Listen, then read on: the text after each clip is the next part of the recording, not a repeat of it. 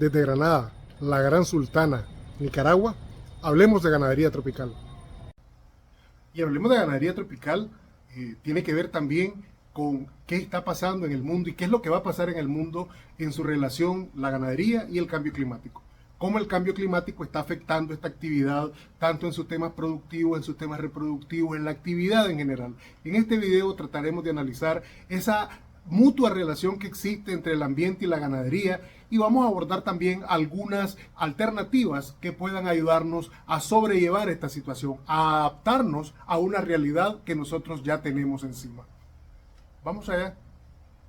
Nos guste o no nos guste, el cambio climático es una realidad. Nosotros no podemos negar la evidencia de que tenemos una situación climática que no es la misma que teníamos hace 5, 10, 15 o 25 años.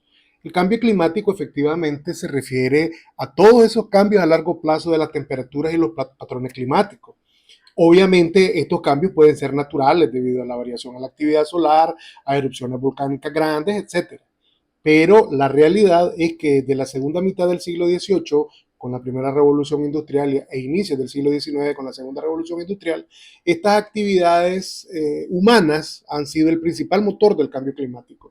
Y esto se debe principalmente a que se comenzó a quemar combustibles fósiles.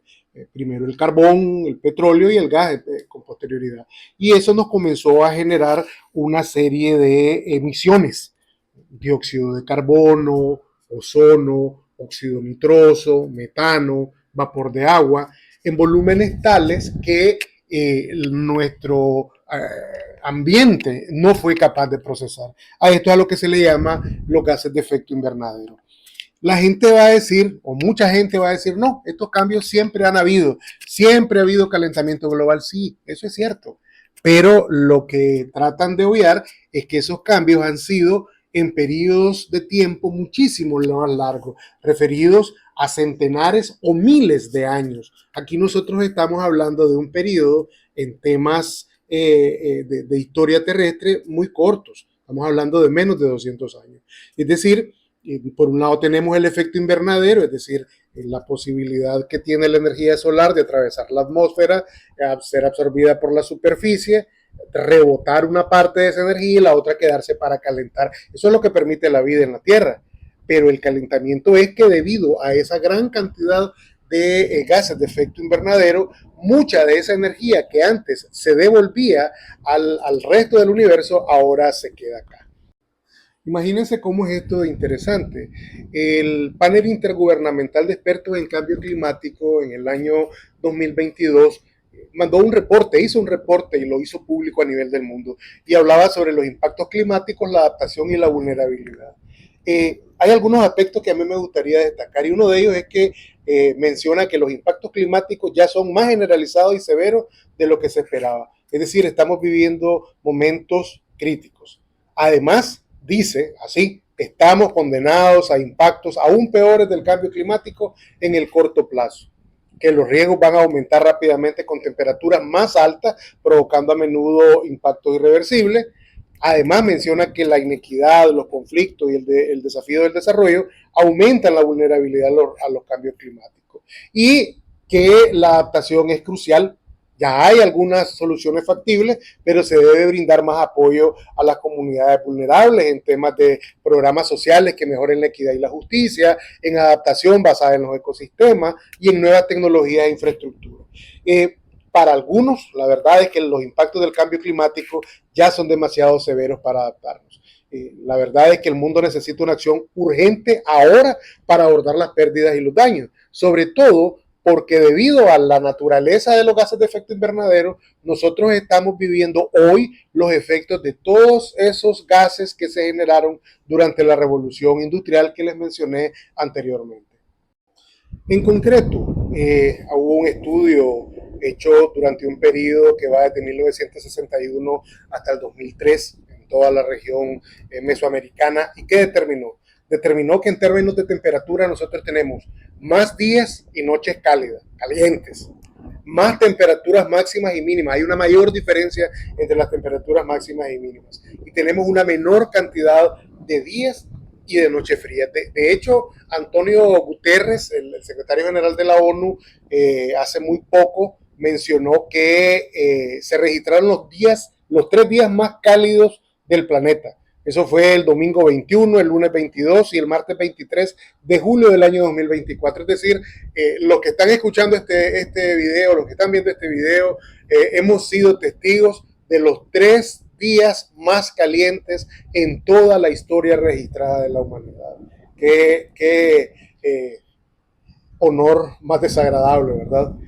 Por otro lado, en términos de precipitación, hay algo interesante. El total de la precipitación, de la lluvia, eso no ha cambiado. Pero ¿qué es lo que se ha cambiado? La distribución, porque ahora nosotros tenemos más días secos consecutivos y cuando llueve, llueve con una mayor intensidad y eso pues nos está generando una gran cantidad de erosión hídrica.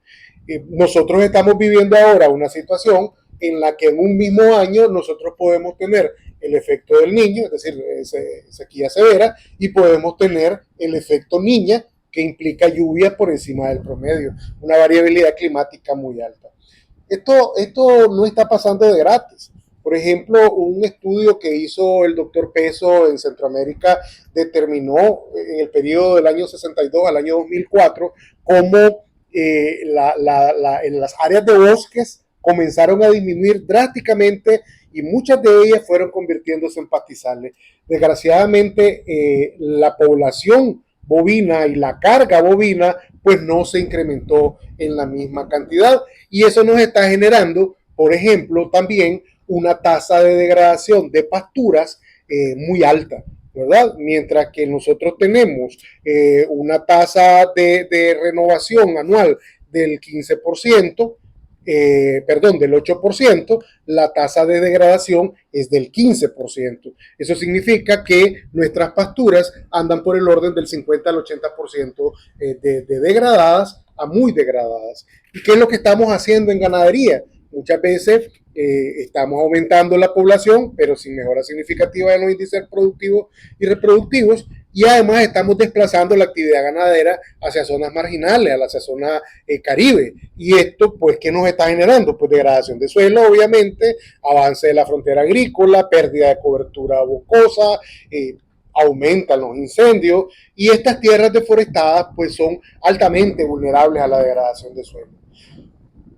También he mencionado que cuando vienen las lluvias nosotros no solo estamos teniendo beneficios, sino que también estamos teniendo problemas porque muchas actividades ganaderas se desarrollan en zonas bajas y eso hace que el pasto se inunde y muchas veces el ganado o se muere ahogado o se muere de hambre en medio de la lluvia porque no tiene que comer porque los pastos están anegados. La CEPAL hizo un estudio hace algunos años y determinaba que solo por los efectos del niño y de la niña en el sector agropecuario solo de Centroamérica se generaban pérdidas de alrededor de 475 millones de dólares por año. Eso solo por los efectos directos de estos dos fenómenos mencionados. Ahora bien, en el caso particular de Nicaragua, hubo un estudio muy interesante que hizo el Ministerio de Recursos Naturales y el Ambiente y determinaba que de los 153 municipios que tiene el país, 111 están amenazados. 21 por huracanes, 48 por sequía, 33 por inundaciones y 9 por aumentos del nivel del mar. En síntesis, ¿qué significaba? Esto lo podemos agregar, ¿o qué significa? Esto lo podemos agregar en 3 grandes efectos. En que hay una disminución relativa de los rendimientos productivos en los diferentes rubros agropecuarios debido a un marcado déficit hídrico, principalmente por las sequías, que hay un estrés térmico en los cultivos y en los animales debido al incremento de la temperatura y que además hay un aumento en la probabilidad de ocurrencia de eventos extremos, entendidos estos como huracanes, inundaciones, desplazamientos de tierra y aumentos en el nivel del mar. Pero hablemos de la ganadería, entendiendo la ganadería como esa relación entre el suelo, la planta y los animales. Así que lo primero que tenemos que entender es que si el suelo está siendo afectado por erosión, es un suelo que está perdiéndose y desde ahí tenemos el primer impacto sobre la actividad ganadera. Primero. Segundo, no podemos obviar que los animales se están alimentando de pastos. Los pastos son plantas y por consiguiente van a sentir un efecto del incremento en la temperatura, porque incremento en la temperatura va a tener efectos directos sobre la fotosíntesis, la respiración y por consiguiente sobre la asimilación. hay cambio en la composición química de la atmósfera, hay cambio en la temperatura, en la radiación solar, en la lluvia, en la humedad ambiental, que va a hacer que los rendimientos de las plantas tiendan a disminuir. ¿Por qué? Porque en la medida que se incrementa la temperatura media del ambiente, las plantas se van tratando de adaptar a eso. ¿Y cómo se adaptan? Reduciendo los rendimientos que ellas tienen porque están sometidas a un estrés, ¿verdad? Por ejemplo, hay algunos estudios que muestran que con un incremento de 28 a 32 grados de temperatura, gramíneas pueden reducir hasta el 54% de su rendimiento. Ahora bien, ¿qué cambios hay en la actividad pecuaria como tal? No podemos obviar que las vacas, por ejemplo, son homeotermas, es decir, tratan de mantener su temperatura corporal en relación a cómo esté en el medio. Así que sufren efectos directos por la temperatura ambiental, por la humedad relativa, por la velocidad del viento. Todo esto va a afectar la fisiología y el comportamiento animal. Además, cuando nosotros, por ejemplo, estamos en el trópico seco, las temperaturas son muy altas y entonces los animales van a sufrir estrés por calor. Esto va a afectar el consumo, va a reducir las horas activas de pastoreo y también nos va a generar problemas cuando querramos transportarlos. ¿Cuáles son los efectos indirectos? Por ejemplo, los que ya mencioné, cantidad y calidad de forraje de los rumiantes, por ejemplo, se ven muy afectadas. Hay una disminución en las precipitaciones y eso va a conducir a una reducción también en la disponibilidad de agua y por consiguiente de rendimientos. Hay una mayor susceptibilidad a sufrir enfermedades, aparecen plagas, parásitos. En Centroamérica estamos viviendo la reaparición del gusano barrenador, por ejemplo, y eso tiene una relación directa con el cambio climático y obviamente la alteración de este escenario climático nos va a generar un equilibrio antagónico entre la cantidad y la calidad.